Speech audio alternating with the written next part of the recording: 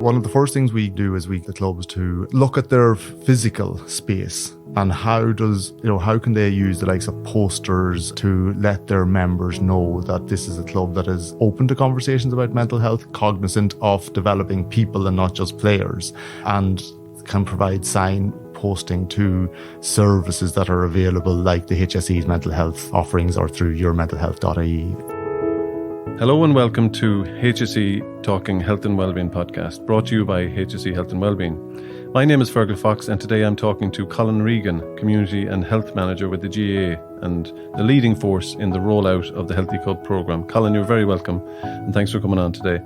First of all, can I ask you about what is the Healthy Club programme? A lot of our listeners might be familiar with it, might have heard about it here and there. Can you tell me what it's all about?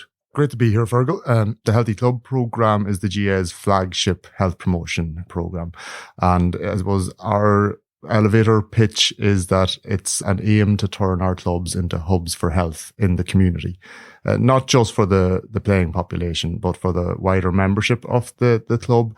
And then also to maybe break down some of the traditional boundaries of a sports club and how that's perceived by its community by opening up the gates to people who may never have played our games, but would be keen on connecting into their local GAA club across a range of different motivations. So one of the best example right now that we're talking this time of the year is the Ireland Lights Up initiative. So people might see that on the Operation Transformation on RTE at the moment, where we have incredibly over 1,000 clubs signed up this year, and that has grown from just 90 back 5-6 years ago. So this is where you call out to the clubs and get them to open up their little facilities for the simple activity of walking. And turn on their lights, and literally Ireland Lights Up, and on the dark winter evenings bring their community members in to not just to walk, but also to gather together as a community. And we hear that a lot, that people think they're going there for the walk, but they come back for the chat. Yeah, I suppose it's a very simple thing, really, when you think about it, that early, like January, February time, when people aren't back in the throes of club activity yet, to come back in to shake off the winter cobwebs, if you like, by a simple walking activity. And, this time of the year, the short evenings, country roads that people walk so regularly during the summer are no longer really safe or accessible. So the fact that the GAA club can provide a really safe social space to go out and get your physical activity in, it's a real win-win. And then from the club side as well, we get phenomenal feedback saying just how well it develops in terms of the goodwill that the club has in the community, because, as I said, people are literally who might have been supporting the club Lotto for years but never felt that they were a member of the club or a part of the club, now feel that it's their club. Okay, that's great to hear that. So I suppose, like you mentioned there about the Healthy Club being the hub of health and wellbeing and reaching out to the community that isn't even the playing community of your club. But I suppose like a GAA club is and should be a healthy place as standard, shouldn't it? Obviously, if we take an assets approach to what any club delivers in its community, it's responsible for the delivery of physical activity levels. In the GAA's case, our playing population is exclusively male, but across Gaelic games with the LGFA and Camogie associations, there's few other entities that deliver on supporting young people and even young adults in reaching their recommended weekly physical activity levels, and then add into the kind of wraparounds that are associated with being a young athlete these days. So you get a lot of exposure to good information around nutrition, hydration, etc. And then it's not an automatic, obviously then there's more and more understanding of the importance of the kind of life skills that are learned from team sports, and then also the social connections that involvement with something that's bigger than yourself brings in terms of one's own place in the world. So all of that there is hugely significant in terms of the contribution that GAA makes. Yeah, so there's a health and wellbeing dividend to normal club activity. Exactly. Yeah, and I think I just to follow up one of your points there on that youth participation. I think a lot of clubs, we see the county players getting the big profile and, the senior clubs. But sometimes, I think GAA clubs may not appreciate the amount of youth engagement that they're doing in a kind of a humdrum, normal way. Like there's nothing showboaty about it. Like most of our teams are underage teams. Exactly. The inter-county game is our shop window, but, the engine room is what happens in every club, multiple times a week with countless teams. An easy way to try to get a comprehension of just the depth of that work is the cool camps. And every summer, like last summer, about 140,000 children aged between 5 and 12 would have participated in the cool camps right across the country. So that's almost 3/4 of that population age group in Ireland. Yeah, that's amazing. Uh-huh. That's amazing, yeah. I brought my son this year. He went to the cool camp, that not in his own club. We were on holiday somewhere, and he said, no, I definitely want to do cool camp. I don't care if it's not with his friends. And I thought that was brave. And he just went into a group of strangers and still enjoyed the week at the cool camp, still got something out of it. Like, it is an amazing activity during the summer. It's great to see that it's getting that kind of level of engagement. And it's a can't miss now, as your son pointed out. Everywhere you go, you see the cool camp branded gear now, and it has become an identifier for young people in many ways. And we hear similar anecdotes to people are now joining. If they're away on their summer holidays, they look to link in with whatever is their nearby club to ensure that their children don't miss out on it. Yeah. So coming back to the Healthy Club, so my department in the HSE Health and Wellbeing, I've been kind of partners to this for a while now. But I remember, I don't know, was it back in 2012, the first I heard talk about it was that Dr. Tony Houlihan and Biddy O'Neill were kind of talking to the GAA about this model that could, be one of the first big sports organisations in Ireland to kind of realise the Healthy Ireland dream of trying to get into these kind of fertile settings, if you like. Yeah. This is a settings approach. Mm-hmm. So can you tell me how this started off from your point of view? Yeah, exactly. It would have been 2012 when we had the first meeting with Tony and Biddy. And I think it is important to recognise that even for the previous 5 years, I came into the role in the GAA in 2011, but we had a relationship with the HSE going back to 2006 around the alcohol and substance abuse prevention programme. And that was kind of that was an attempt to respond to a very specific issue when Ireland was recording, levels of alcohol consumption that were, off the charts in the mid-noughties. And so there had been a door opened, I would say, through that initial partnership. When I came in 2011 there, I replaced Brendan Murphy, who had been seconded from the HSE, from the drug and alcohol team to establish that program, the ASAP program. I know Brendan still works out with the HSE over in the Mayo part of the world. But the feedback we were getting from clubs was that single focus on a challenging topic. It's still a very challenging topic. Still a very challenging. Yeah. It's not the best entry point of discussion around trying to get a club to explore how it can be more health enhancing, because it would be problematic, or it would be naive for us to think that all GAA clubs are automatically health enhancing settings, because the evidence shows that there are other issues that sports dynamics can bring, for example, around alcohol consumption. We know that young men who play team sports across the world tend to be more prone to binge drinking. Around cultures, around team dynamics and the likes. But if you're going to go in to try to have a conversation with any club, any sports club around its health enhancing potential, and you start in the area of drugs and alcohol, we were finding that there was problematic. So instead, if you were looking at taking an assets approach, like you said, well, what do you already do really well? And what can we build in a more holistic approach around the club, orientating more towards health enhancing opportunities? That was the starting point of the discussion for the Healthy Clubs program. How do we broaden the ASAP program and incorporate the settings approach? I had never heard that phrase before. Bit of health promotion jargon, maybe. Yeah, and I remember Jonita Murphy, who was implementing the Healthy Schools initiative, sat on that initial steering committee that we pulled together to guide us with Biddy. We had Dr. Noel Richardson from Carlow IT taking the men's health perspective. We had Dr. Noel McCaffrey from DCU, who was taking a kind of a physical activity lens to what we were trying to achieve. Yeah. And so we recruited good guidance there. We had really, really good guidance. As you said, there was definitely some tension around language, around what, like we were saying, there's no point in going to a club telling it about the settings approach to health promotion. Yeah.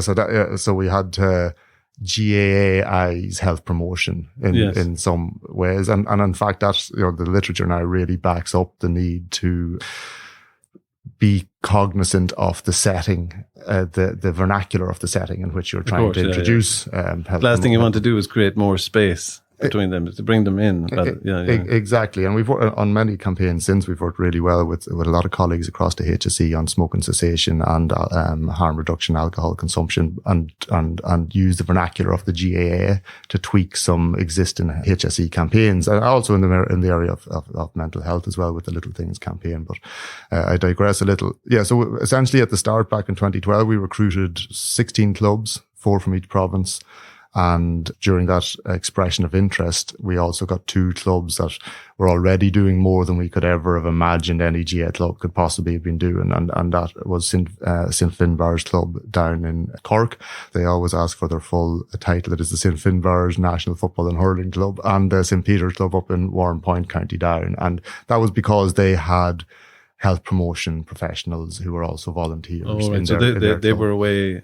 They were ahead of the game. Way ahead of the game. They were already doing more than, as I said, than we could possibly have ever imagined the Healthy Club model would have achieved. And actually, the current chair of the GAA's National Health and Wellbeing Committee, Dr. Janice Harrington, is from St Finbarr's club. So she has retained that really strong connection with what we're doing. So we learned a lot from them, Fergal, and we've grown from the 16 clubs to 450 clubs now have been engaged by the programme. That's amazing. Yeah, 450 clubs.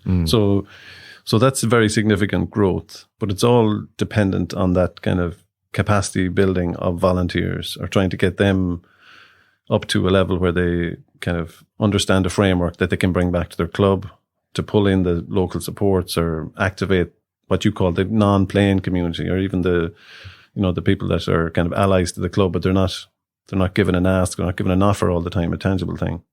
So how have you been able to kind of do that year to year, kind of push the wheel around and keep pulling in new volunteers? It's been an iterative process where we have had phased stages to the growth of the Healthy Club programme, and we have controlled the number of clubs entering into it via an expression of interest process each phase. So it's gone from 14 to 60 to 150 to 300 and now 450. And it's a very different beast now than it was back in the poor 16 clubs that acted as our guinea pigs. They went through about 28 different criteria that we had as a kind of an audit to check their process. And we have whittled that right down now to 7 steps involved in becoming a healthy club. And with our colleagues in health promotion, then we would have developed and with a lot of constant feedback from the clubs, we developed a Healthy Club officer training module, which runs for about 2 hours approximately,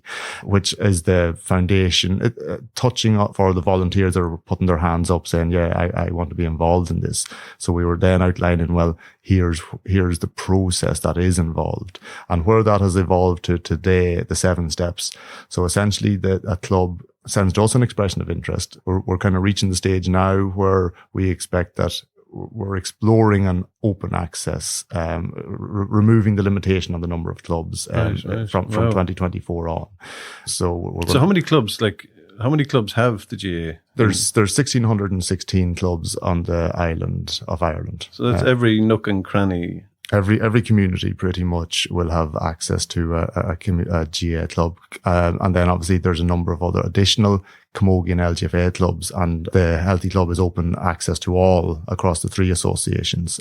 Some people listening might not even appreciate that there is 3 distinct associations that deliver Gaelic games on the island. Yeah, well, I think that's been highlighted recently, or it's come up on kind of my radar in terms of some media attention that it got around equality or the issues around the grounds. Mm-hmm. But I think there's movement underway. There's processes in place. You want to tell us a little bit about that? Yeah. So at each of the 3 congresses last year, GAA, LGFA, and Camogie, all 3 congresses agreed to put in place a formal structure to oversee the integration of the 3 associations. And we're very fortunate that former President of Ireland, Mary McAleese, has taken on the chair of that group and committee.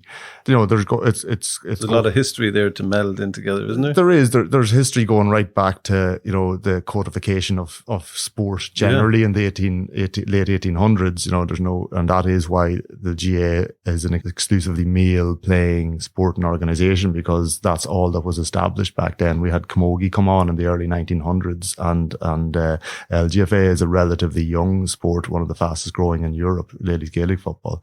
It will be a delicate process, I think, but there is universal agreement that it's required and that it'll be eventually to the benefit. The sums will become greater than their parts. Yeah. Sometimes at a local level, we don't even see those barriers or those divisions, and sometimes they're very clear. But I think the alliance with equality and well-being, from our point of view of looking in, trying to make all these places as healthy as possible, I think that's very positive that they're moving in the right direction. Yeah, and for most players, I know a lot of women who play camogie and LGFA. They'll see themselves as players of Gaelic games. They don't see themselves as exclusively associated with one association or the other. Yeah. No, that's very positive, I think.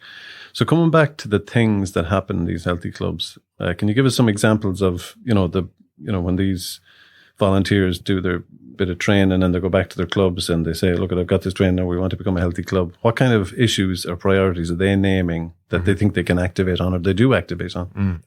One of the key things is that they get the support of their executive first, Fergal. That's a requirement. And then that it doesn't just sit on one shoulder, that they pull a little project team around them. And we're very pointed on calling it a project team. As you well know, the GAA loves nothing more than a committee. And most committees have, they last longer than an ice age. So the idea of naming it a project team is that people come in volunteers come in for a distinct period of time, and that they can. That seems very smart to define it for people. Exactly, and we got good feedback from that. So then they actually undergo a bit of internal mapping to see what are we doing well. In terms of taking that assets approach to health promotion, and that would involve we're already working with our local senior citizens group, or we have in place, we already have our substance use policy in place, or all our coaches have received the necessary foundation level coaching to work with, and safeguarding is a legal requirement now, obviously. And also within that internal mapping, they try to identify volunteers that have some interest in maybe getting involved, or some professional experience or qualifications in the area. And we have countless HSE employees, we have countless youth workers, we have members of An Garda Síochána, and then we have just a raft of interested parents and others that's one. Parents are such a huge stakeholder, like I was saying there about the youth participation levels.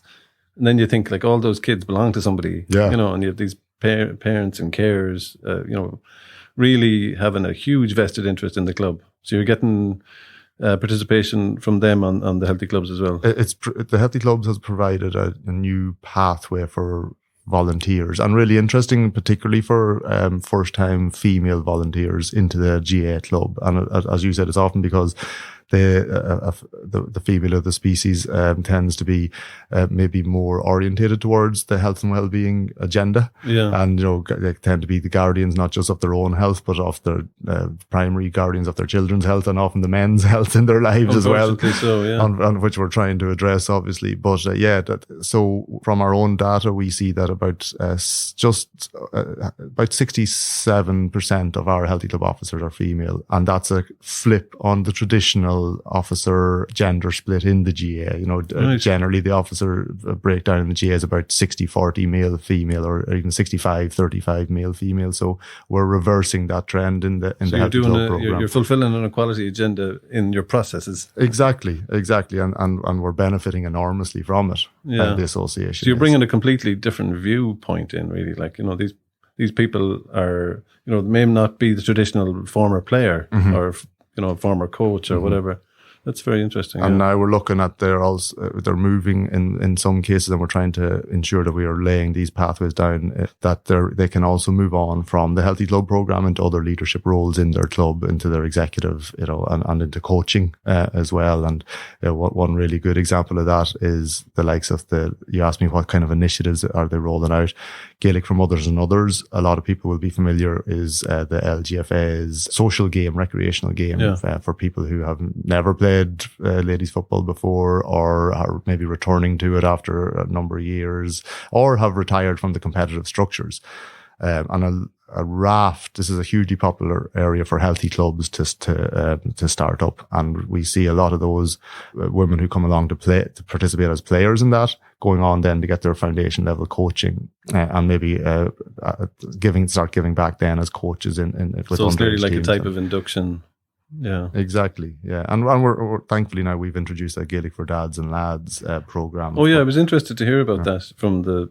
I was talking to you before about the men's health pieces of work, and the Dads and Lads is relatively new.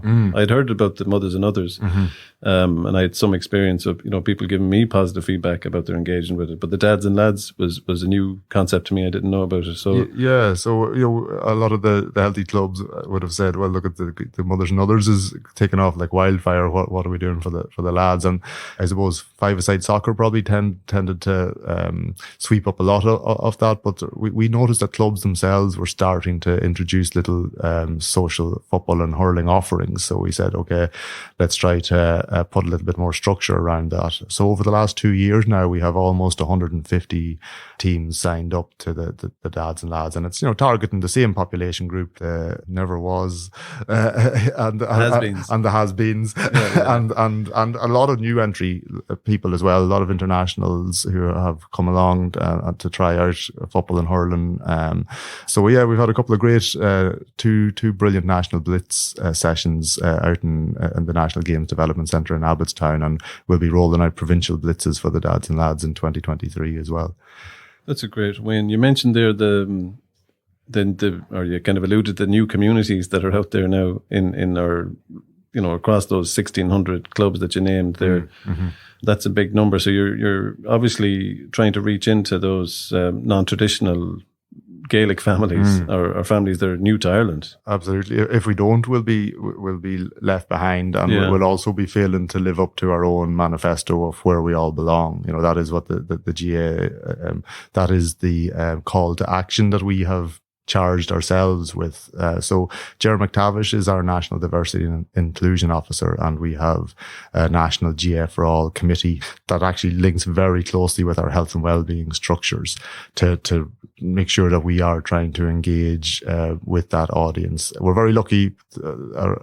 We have 300 plus full-time coaches that work at primary school level across the country, and that's the really captive audience for new arrivals that may have never heard of Gaelic games before in their lives. And if we can capture their imagination there and provide a clear pathway into their local GAA club, then not only we know from research that migrant populations will be amongst those who don't achieve the recommended levels of physical activity, and they'll also remain for maybe a generation or two outside the beneficial social circles of a community. So we're hoping that it's a win-win scenario that we're trying to achieve here, that we get new population groups coming in to play our games and bring all the vibrancy that they will bring to that, and then they benefit from what we know being stitched into an organisation like the GAA can do from them, from a social and a health Absolutely, perspective.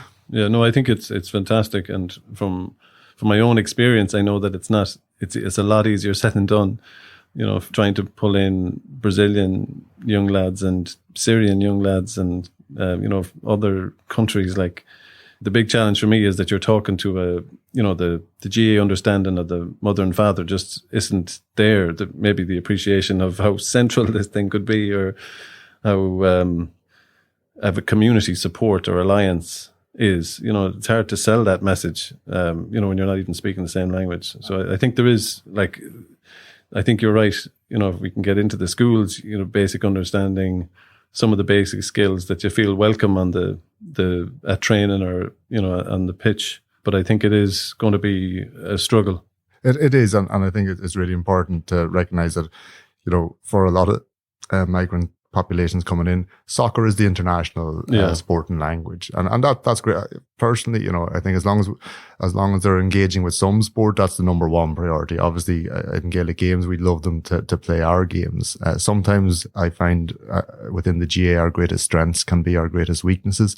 And, everyone, some people might feel that, oh, well, the GAA, you have to be more Irish than the Irish to play, but that's not true at all. And I'm a proud Leitrim man, and we have a phenomenal example in Zach Maradi, who obviously, anybody who is unfamiliar with Zach's story, I'd recommend that you pick up his autobiography that's out at the moment. He'll appreciate it. He has his book out. He has his book out. He's Kurdish, and he and his family arrived from having spent a number of years in a refugee camp on the Iran-Iraq border into Carrick-on-Shannon. Oh, wow. Where through the school system, he found a love for hurling, went on to represent Leitrim at I think I've seen this guy on social media. He was actually on the Tommy Tiernan show a couple of years ago as well. And he's just a phenomenal ambassador for Leitrim GAA. He's playing his hurling now with the Thomas Davis Club. He's moved up to Dublin here.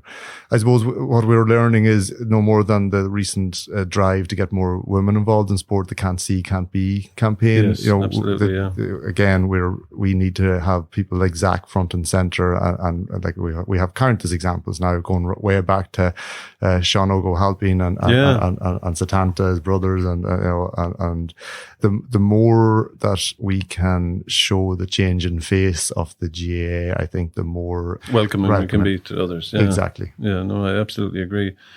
Coming back to the things, I know that mental health is an often cited priority for the clubs, and sometimes, communities are really keen to activate on it, and it's not always a thing for them to do. How do you respond to that? Yeah, that's it's probably one of the most challenging areas.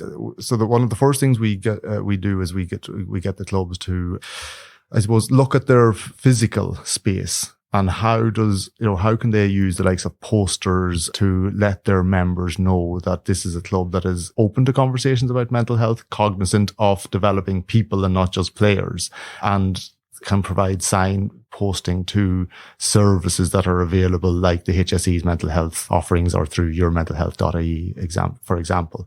And then we also have partnered with Samaritans as the GAA's official mental health partner.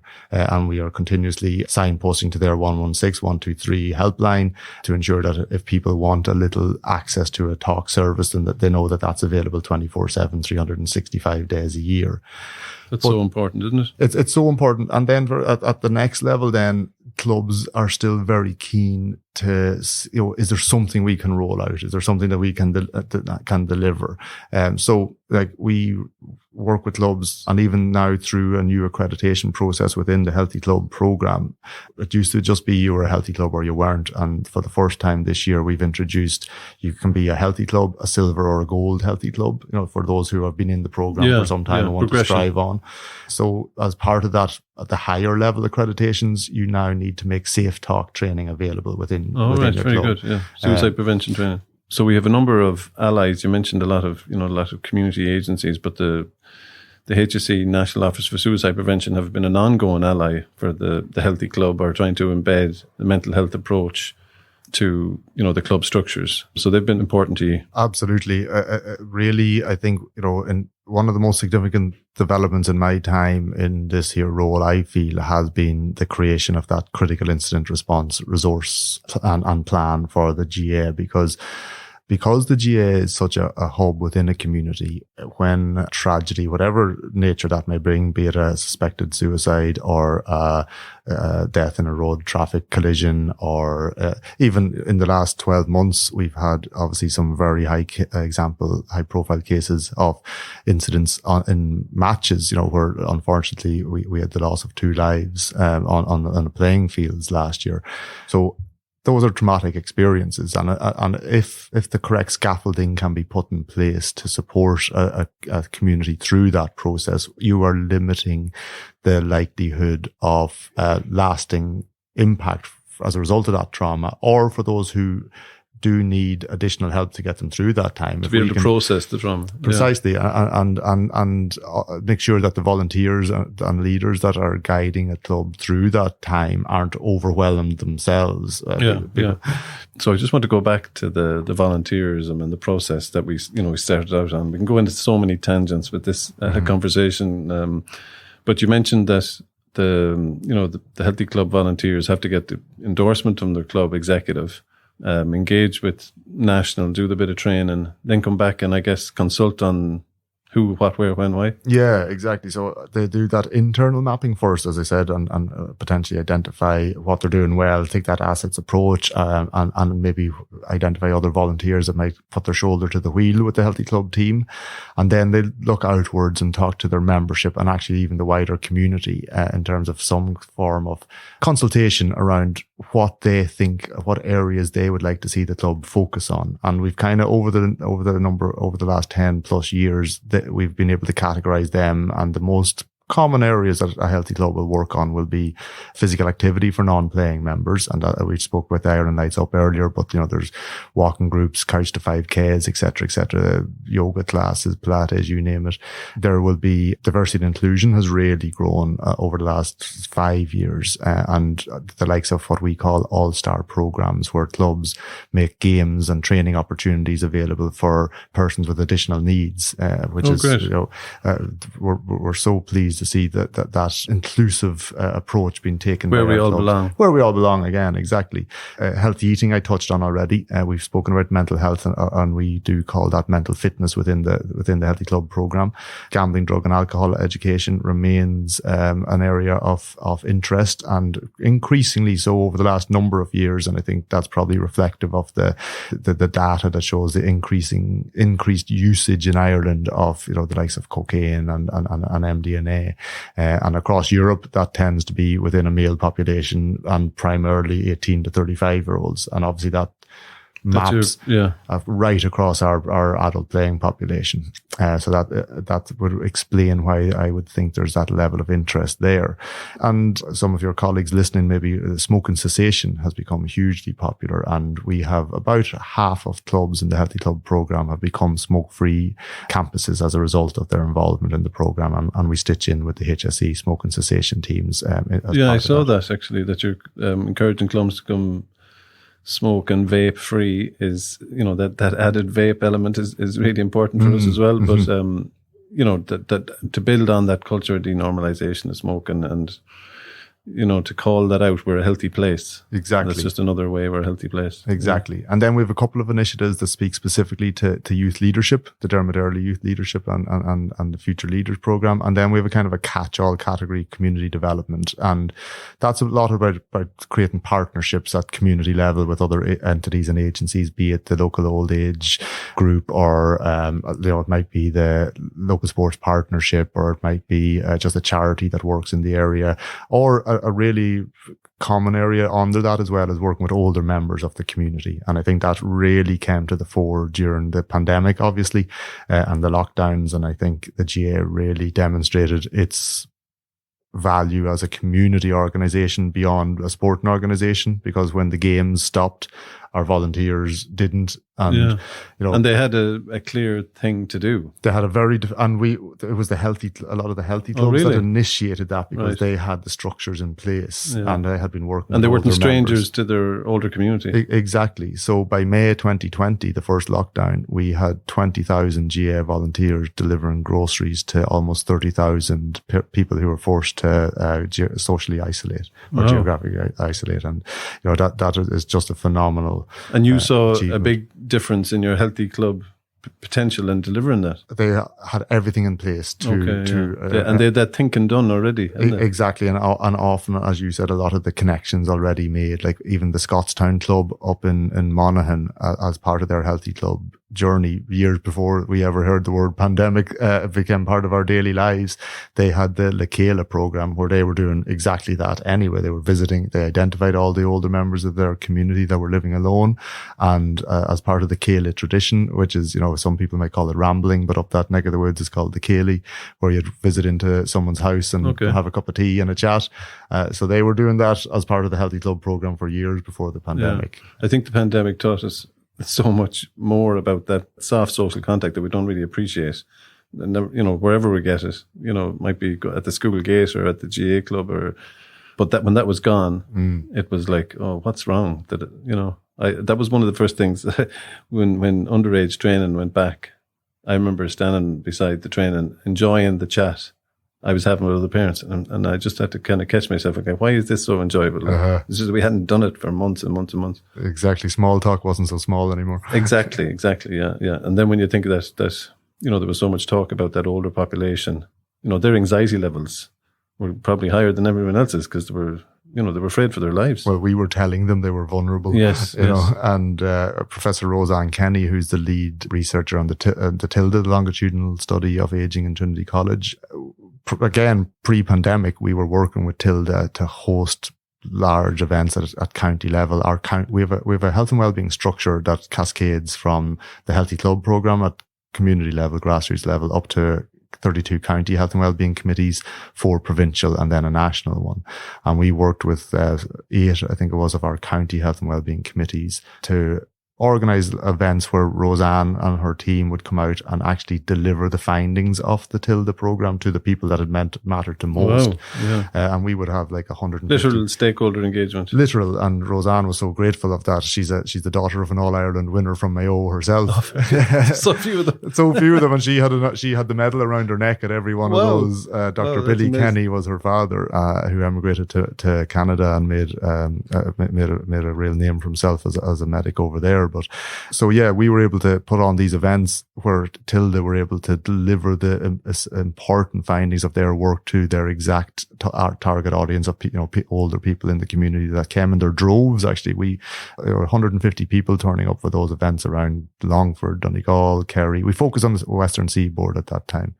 That's great story about just literally aligning up the people's priorities, isn't it? Yeah. I want to talk to you about evaluation and how you think this is working. I know that you're working on a return from social investment. Talk to me about that. Exactly. So we underwent 2 evaluations of the first 2 phases through Waterford IT, obviously South Eastern Technical University now. Dr. Aoife Lane and Dr. Niamh Murphy led out on those 2 evaluations. And the first one looked very much at the model. Did the model fit the sports club setting? And there was a resounding yes for that. And then the second evaluation at that time tried to drill more into some of the initiatives that we were delivering and to see how the impact of those, both for the club and the participants. So at that time, for example, we were working with the LSPs and HSE and a number of clubs were delivering Men on the Move. And we looked at the St. Angela's Healthy Eating Initiative. And, there was really good evidence coming back that we were able to reach, like, St. Angela's have again just recently published another piece of research. The fact that the GAA was able to reach a teenage male population around nutrition and healthy eating, and then a practical cookery element to that. Where else would you get them? You wouldn't. And I think it's like 90% or 95% of people or pupils in secondary school that do HE are female. Of course. So now we've evolved again over a couple of years, and we're working with an entity called Just Economics and Dr. Ailish Lawler to explore the social return on investment of the Healthy Club programme, with a couple of perspectives on that. Again, what is its impact on the GAA? What is its benefit to some of our funders and partners, including HSE and the National Office for Suicide Prevention? And we're very fortunate that Irish Life have been a long-term CSR partner of ours for 7 years, and then just this year have moved into another named sponsor of the programme, the Irish Life GAA Healthy Clubs programme, for the next 4 years. And then it's looking then, well, what is the impact at community level? What sort of partnerships are we developing and fostering at a community level? Again, providing access to other entities, to population groups. In my mind, it is challenging. It's to evaluate something so complex, and so you're infiltrating local community systems, basically. Exactly. And do you, like you said, you evaluated the model, you evaluated the impact, but the impact is so varied, and then you're evaluating some of the things that you're developing nationally, like the resources with St. Angela's or that piece off the shelf that you want to offer them in a different topic area. So there's so many different things you could. There is. It is like a mini HSE in some ways, or a microcosm of it. So it is incredibly nebulous and complex from that perspective to try to actually nail down a really tangible evaluation. And that's why we felt the social return on investment offered quite a holistic perspective on evaluation and didn't just seek to itemize maybe, a single counter item in terms of either participants' increased physical activity levels over a week, or try to put a measurement on the investment that's going into it and what is it saving maybe the state in some way. Yeah. I think it's a perfect term, really, the social return. Mm-hmm. Like, that's really what it's all about. Mm-hmm. You've people, as I said, around the COVID side, you didn't realize where you were getting your social supports from, your social well-being and your engagement. And I think it's appropriate that the Healthy Club kind of uses that measure or tries to measure themselves off that. Exactly. And I think an important part of this evaluation as well is also linking in. It's so important we remember these are all volunteers. Every one of them that are given incredible time. We never cease to be amazed by the fact that we had to cut off our attendance at our Healthy Club conference last November at 400. That was people traveling from the 32 counties on a Saturday, considering the amount of time they give up every other week, that they're so committed to this here and so engaged with it and so passionate about it. And, it really does bring as you said at the outset, kind of the values of the Healthy Ireland program, and that belief that people do want to contribute to their own health and well-being and to the health and well-being of their community through whatever opportunities is made available to them. Absolutely. No, all credit to those local volunteers and leaders and engagers that are happening at the community level.